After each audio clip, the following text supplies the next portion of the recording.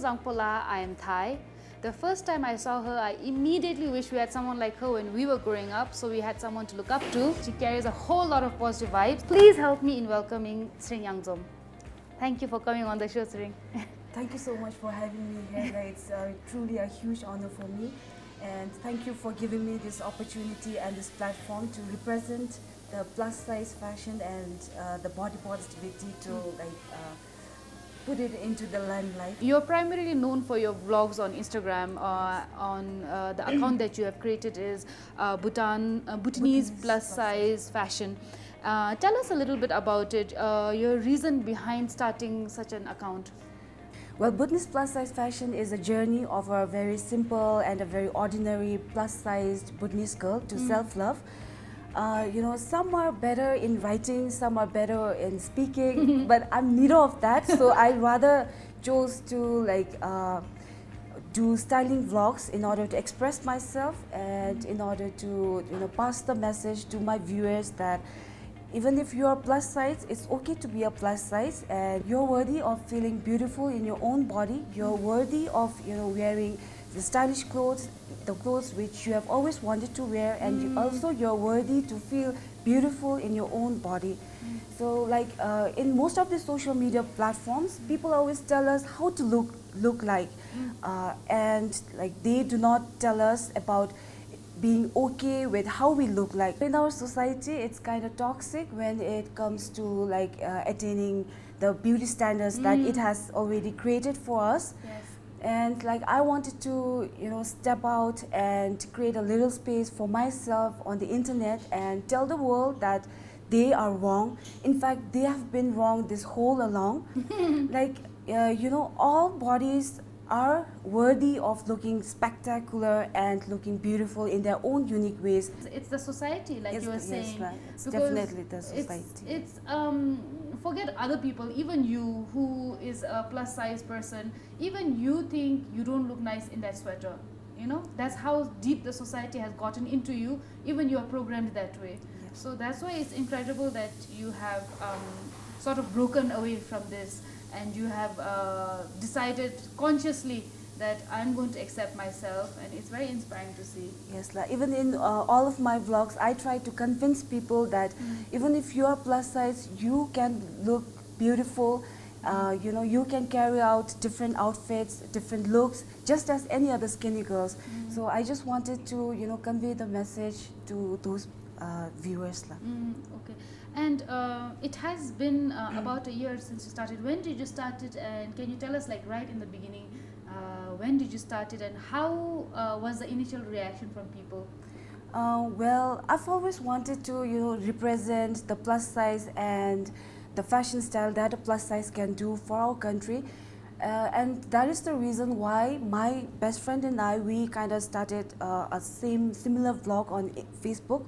But then we somehow discontinued it because we were busy with our studies and all those growing up process thing. We were so involved in that we somehow discontinued it. Last year when the pandemic hit our country, the lockdown happened, and I had so much of thoughts going on inside my head. I had to fight my demons, my anxieties. So that was the time, it was just a random morning. My friend, the same best friend, Bella, if you're watching this, thank you so much. because she was the one who never stopped believing in me, and she pushed me to start a vlogging again. Initially when I started this, I didn't even have 500 followers. Forget about 500. I didn't have even 200 followers. And in a week I used to get only 200 views. Even if I get 400 views was the maximum views that I got that time. Yes. I would feel yes, I've achieved something. Yes, yes, I've achieved something. I was overjoyed until a page on the until the page on Instagram, that is the Happiness is Still a Place page, she recognized me and she helped me bring my page into the limelight. And since then, my journey has been crazy beautiful. And I have to sometimes sit back and think whether it's really happening for reals.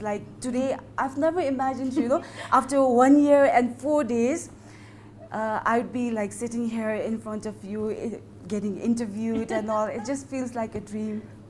but you've earned it. I have to say, you've earned all the accolades that you're getting. Like you said, it's been 1 year and 4 days since you exactly. started that Yes, out. no. How do people react to you now? Do they reach out to you? What do you think, what kind of impact do you think you've made? Last time we were talking about the DMs that you get. Could you tell us a little bit about that? The most exciting thing is the DMs from the total strangers who follows me. They send me the DMs, and one DM amongst many will be always like remain close to my heart. She was also a chubby girl, and she was telling me how I inspired her, how I motivated her to redeem her self-confidence, and like. It was just not that. She was like, because of me, she started gaining the confidence, and she even started dating.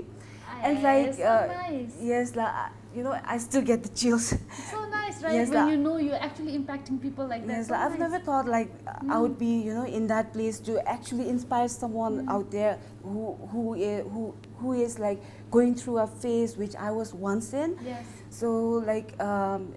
Not just that, she was like even willing to change her whole wardrobe. She was even asking me for tips on dressing up more elegant and dressing up to the trend.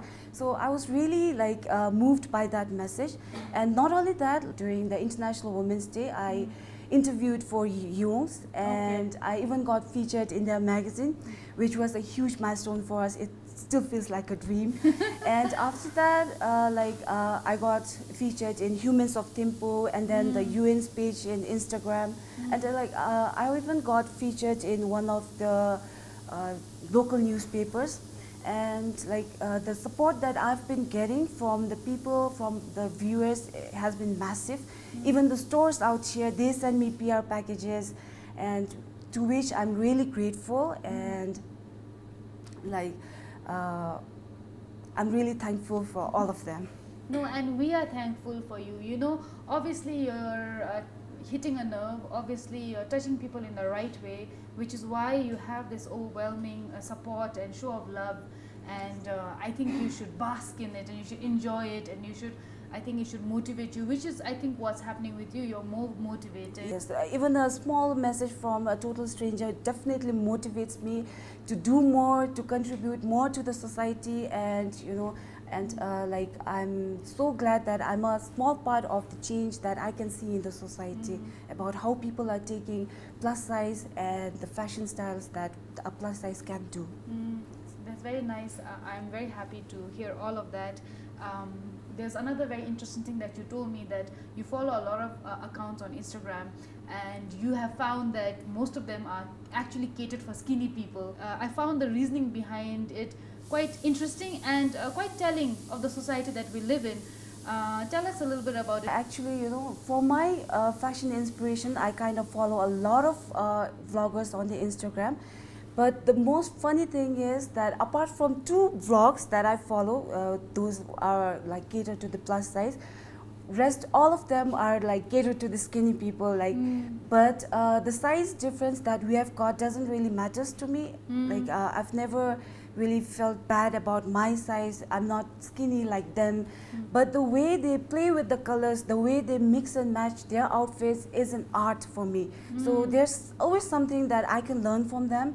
And like not only in our country, not only in the movie industries where we do not get the actors and actresses playing the lead roles, which could have been an inspiration to the young ones. Yes. Even in the fashion industry, the plus size has always been underrepresented. Yes.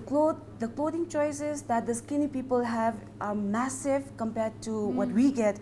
Even in the stores out here, when we walk into a store, the shopkeeper shows us a unique piece of clothing which are in free size or which are in double XL. So I'm like, wow, really? Like, how do you expect me to actually fit in that, in that free size that you have got? Like, I can't even get my one arm through the one sleeve. So I was thinking, what I feel is that they should actually have a tagline, saying that it is free size and it is double XL only for the skinny people. So what I do is that I mostly shop from the sales. The sales are the most fascinating, the most interesting stores that I shop from, because I get a lot of choices there. And even if I don't get the style, particular style that I'm looking for, I always buy the clothes, and like I do some DIYs. I love doing DIYs. I love doing like fabric paintings on them, and you know, I just make the outfit pop out a little bit. You know, you touched on a very interesting thing.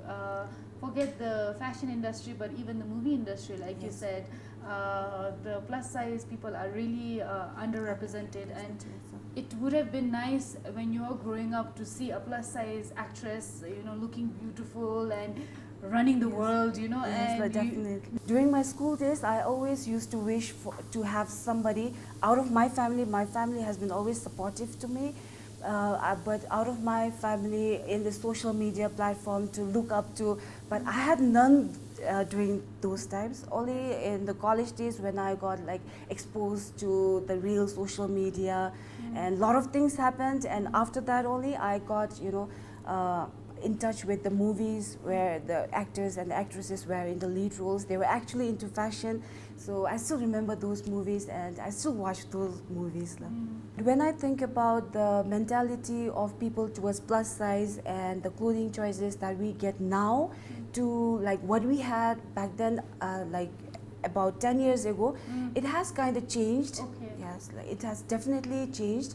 I at least get, you know, some of the stuff that I really want here. In your own personal experience, do you think there's a unhealthy pressure to be a certain type of body when you're in school and all? Do you notice in the Bhutanese society a certain kind of undercurrent, a certain kind of pressure for Bhutanese girls to look a certain way, and only that is beautiful? Do you notice that in the Bhutanese society? Yes, definitely.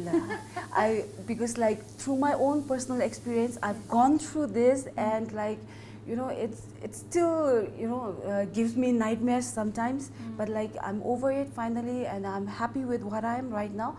But then like back then, you know, we don't have to like see the example of a person, you know, any boy or a girl, anybody can be under the pressure of, you know, looking beautiful and, you know, standing up to that beauty standard the society has set for us. We can see them within our own family. Like whenever we had a family gathering, it could have been a bliss, you know, if somebody didn't mention or somebody didn't like take out a topic about my weight. Yes. There's always somebody out there who, you know, always mentions about my weight. And one is like out of concern for my health. They used to ask me to lose weight so that I can be healthy and I can reduce my health risks to the diseases.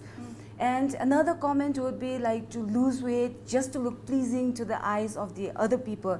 So since the moment a girl is born, she's expected to be so much of things, you know. She's expected to be slim, she's expected to be elegant, she's expected to be obedient. Nobody, you know, tells that little girl that it's okay to be who you are. It's okay to, you know, it's okay to choose who you want to become in the future. So we are like always under the pressure. Even the 4-year-old today knows that, you know, she refuses to eat more because she doesn't want to get fat. I have a cousin there, like she, really? yeah, she tells her mom that, Mom, I don't want to eat more, I don't want to get fat.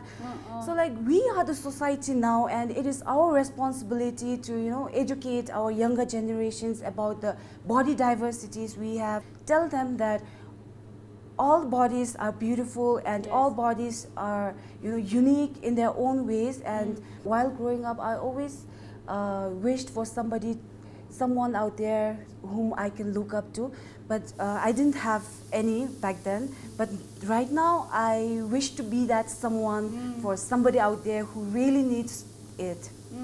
You definitely are. You're such a positive role model for all the young people, and even an old person like me, to accept and to love yourself. The confidence and the energy that you show us is inspiring, and but at the same time, it wasn't always this easy for you. Even you had your lowest of lows. We talked about it a little bit, but tell us about your lowest of lows. Yes. Yeah, actually, you know,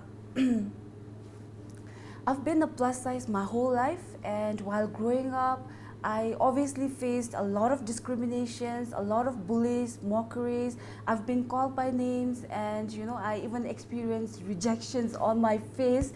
So like it definitely wasn't easy, but I somehow moved on because like during my school days I was really hardworking and I was so much focused on my studies. So but then like it somehow impacted me.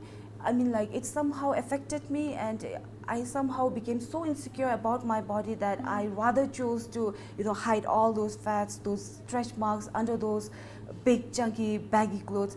I'm not saying like wearing baggy clothes is bad, it's not stylish, but back then I wore it for all the wrong reasons, and it didn't help me at all to even boost my self-esteem a little bit. When I reached college, it was the time that I got more exposed to life, I got more exposure to social media, and that was the time I knew about the real beauty standards of the society. In order to fulfill all those requirements of the beauty standards, I pushed myself so hard that I went from excessive dieting to exercising, and when that didn't help me to reach my dream weight, my dream weight, I even misused the laxatives. I took laxatives. I even purged myself to an extent that I experienced gastritis and acidity for the first time. But it didn't stop me there. I pushed myself again, and until I had a sprain on the left, until I had a muscle sprain on my left thigh, and I was in bed for like a week. I couldn't get up, I couldn't move. So like I've always felt like all those bullies, all those rejections, all those mockeries were the lowest of my lows. But when I think back, the time that I was in bed, I couldn't move, in order to fit into the definition of beauty, that was my lowest of lows, because I completely lost myself. I didn't love myself enough, and like and all I did, all those attempts were just to make the world happy. It didn't really make me happy. Yes. All I did was like wait to be happy, wait for someone to love me. When I was in that bed, I finally realized that I was going too tough on myself. Then I switched watching those skinny models walking on that ramp. The tips, the videos of exercising and the tips on how to lose weight faster, to more of a motivational documentaries. There were plus size models who used to talk about body positivity. So like I switched to watching more of motivational stuffs, and it definitely helped me redeem my self-esteem, and it definitely helped me love myself better. It's an amazing thing that you are sharing with us, and I am struck by this one line that you just said right now, that you were doing all of that not so that you can love yourself, but so that the world can love you. Going through all of that so that this society that doesn't know you can love you, and while Yes, here you are starving yourself of so many things that you could have done, all the opportunities, but it's a very strong point that you've made, and I think all our young viewers, I think y'all should listen up when she's saying that you should not wait for the world to love you. You should love yourself. Yes, because happiness definitely starts with you, not with your outer beauty, not with the job that you have, not with the money you have, but happiness really starts with you, and self-love is definitely not selfish. And you're saying, like, now that you've accepted yourself and now that you love yourself, the world sees you from your eyes now, and now the world loves you because it's kind of a projection of yourself, first of all, and second of all, people see you the way you want them to see you. So if you see that I'm not good enough, I'm not beautiful enough, I'm such a mess, then that's what the world sees, because you represent yourself that way. So it's really nice, and it's really amazing, the journey that you've had. But like I was saying, you even mentioned a phase in your life when you were bulimic, Yes. and that must have been so difficult because it's so bad for your health, and you knew it. You knew it was bad for your health, and you continue to do it. Can you tell us a little bit about it, and how were you eventually able to move on from there? It was definitely a difficult phase in my life, and watching all those documentary movies and the motivational speech given by those plus size models, it really helped me love myself better.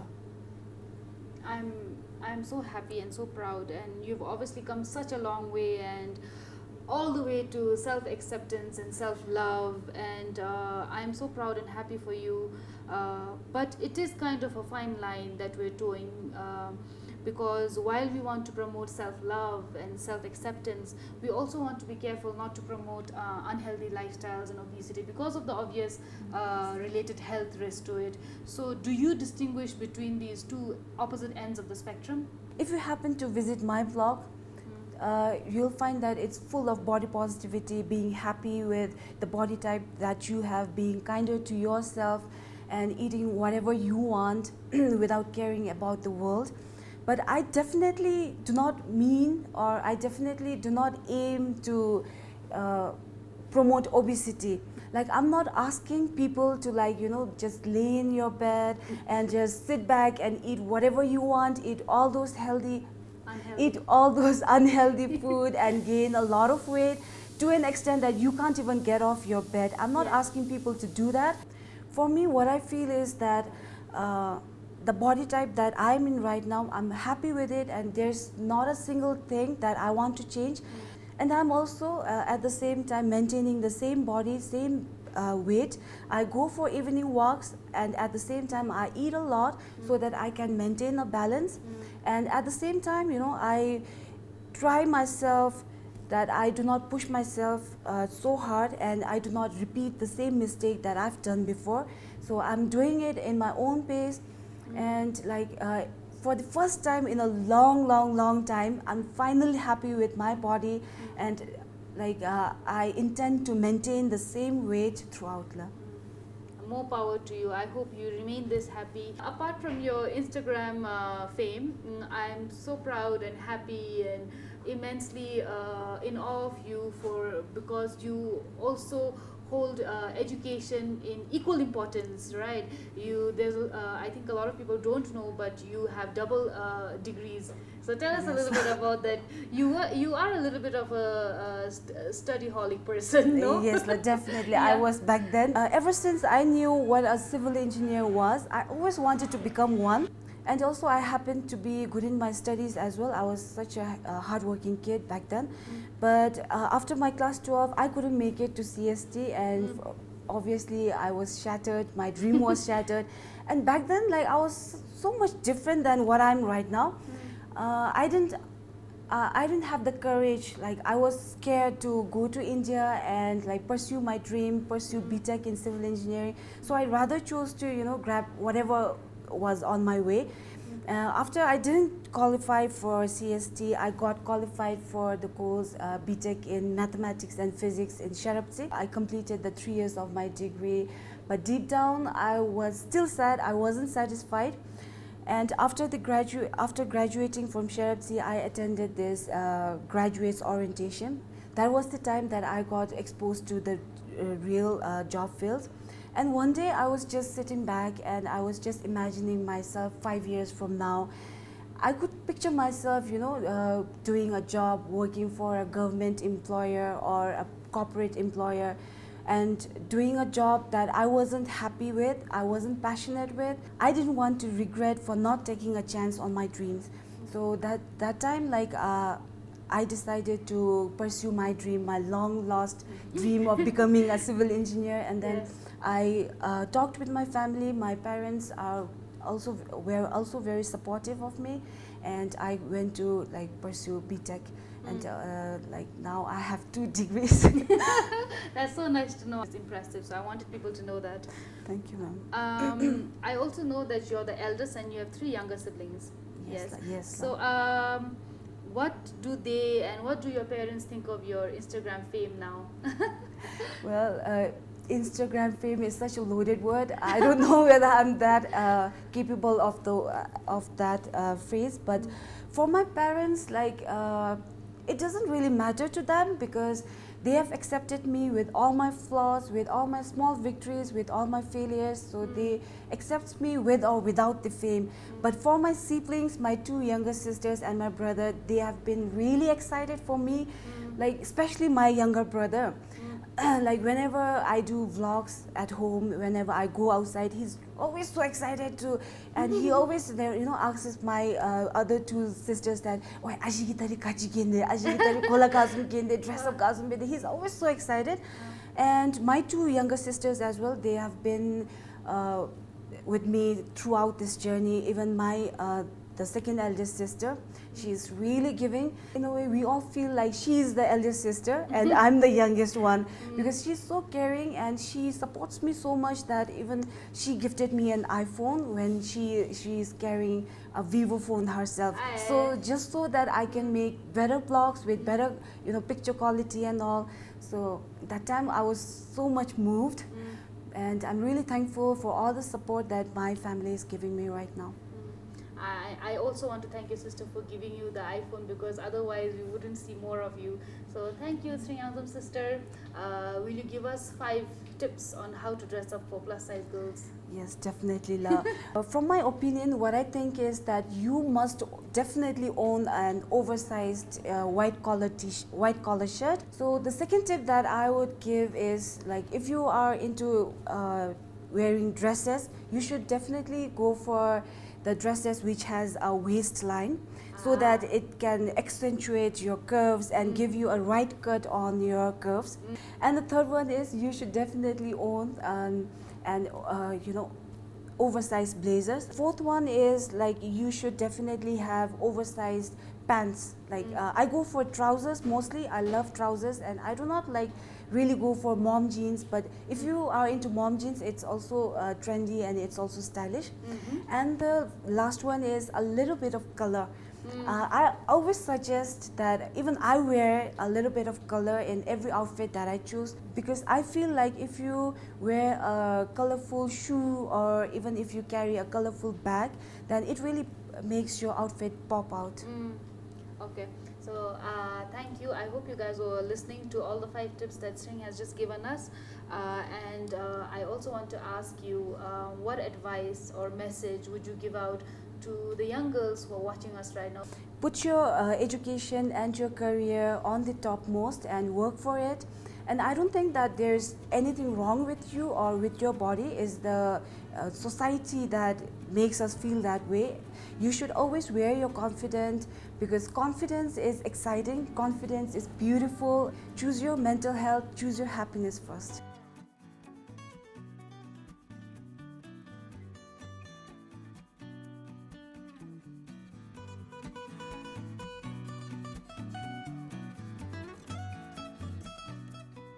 Well, I'm still very much obsessed with unicorns. So any color that is related to unicorns are my favorites. Definitely should be the oversized white collar shirt.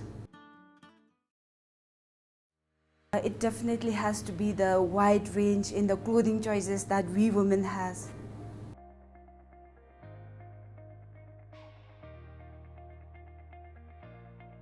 Well, I do not have a particular fashion style. Anything with, which has a little bit of sass in it, I'm down for that. Shopping. Seeing my family happy makes me happy.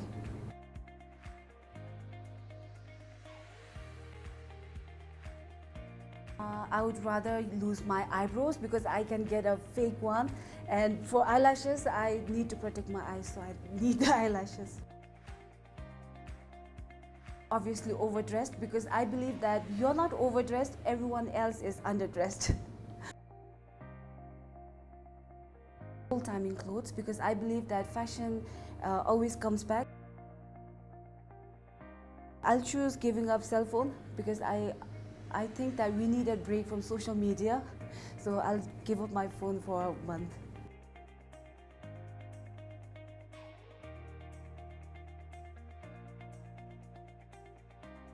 thank you so much for making time for us. And I want to wish you, from the bottom of my heart, I want to wish you all the best in all the endeavors that you do here on now. More power to you. Thank you so much, ma'am. Thank you for having me here. It's been a real big honor for me now. Thank you. And more power to you guys at home watching us right now. Do remember, you're strong, you're smart, you're beautiful, and your story needs to be heard. Take care.